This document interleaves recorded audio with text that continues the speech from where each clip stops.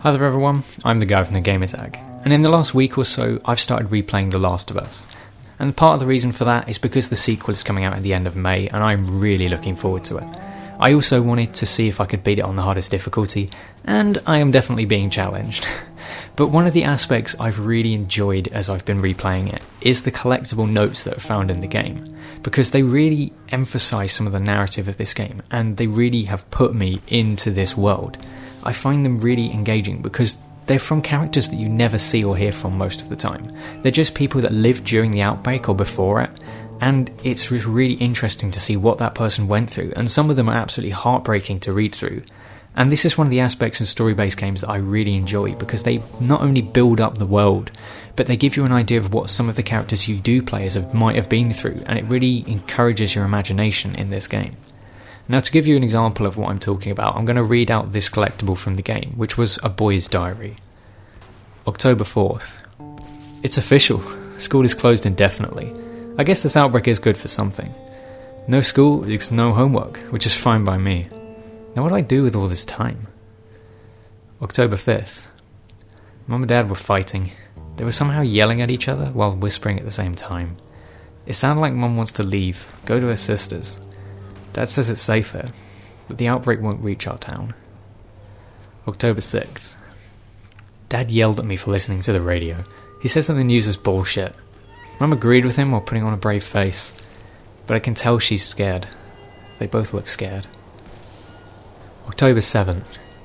I think Dad felt bad about yesterday. Gadget was asleep in my bed, and Dad didn't say anything about it. He came in, petted him, sighed, and walked out.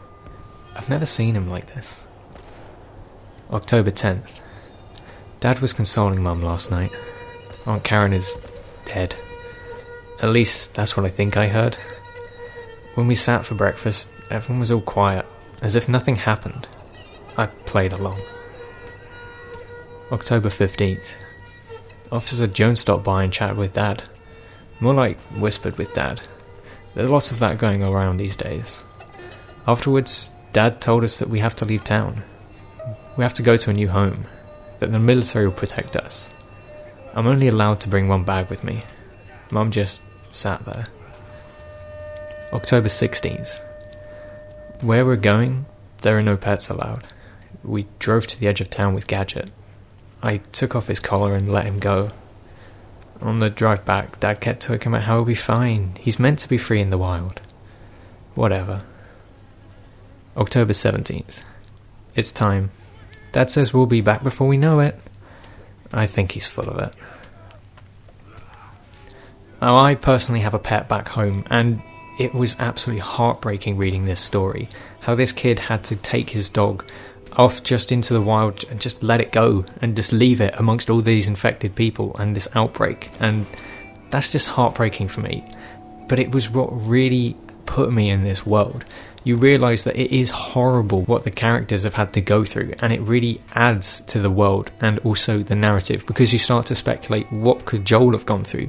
What can all of these characters have been through over the last 20 years? And it really engages your imagination, which for me is just one of the most important parts of a story-based game, is when you finish playing it, do you still think about it? And these notes make you think about this game. What did these people go through? What other stories could be out there? And it's really interesting. And I really hope they continue this in the sequel. Now, there were some times in games that I felt this wasn't done quite as well. I really enjoyed the system of this they had in Horizon Zero Dawn. You had the audio files and the text files, which all had really interesting backstory on the world, either the past or the present, or just some of the characters. And it was really interesting. But the problem I had with them was that a lot of them were very difficult to find. I spent hours scouring the map for them, and I don't think I've even found half of them, which is a little bit disappointing because they are interesting. But I don't want to have to look up a guide online just to find them all. So that was one aspect that was perhaps a little disappointing in that game. And God of War had a lot of items like this as well, and in the end they just weren't fun to find. I found myself trying to find them all just so I could read them, but I just lost interest because there were so many of them, and some of them just, as I said, weren't fun to go and find. And I feel that whilst they do add a lot to the story, they make you think about the world and the game you're playing. If they aren't accessible, then you kind of lose out on that. But for me, The Last of Us puts them in places that you're going to be able to find them, and that's what's interesting, and that's why I enjoy it. You can find them, and then you can be interested by them, and then you can keep thinking about them. It engages your imagination, and it's why I'm looking forward to the sequel so much. I really hope they continue this, because it really puts you in the world, and that's the thing I enjoy most about these games. But I do hope you enjoyed this commentary, and please do feel free to keep this discussion going in the comment section down below. I've been the guy with no gamer tag, and I'll see you on another video.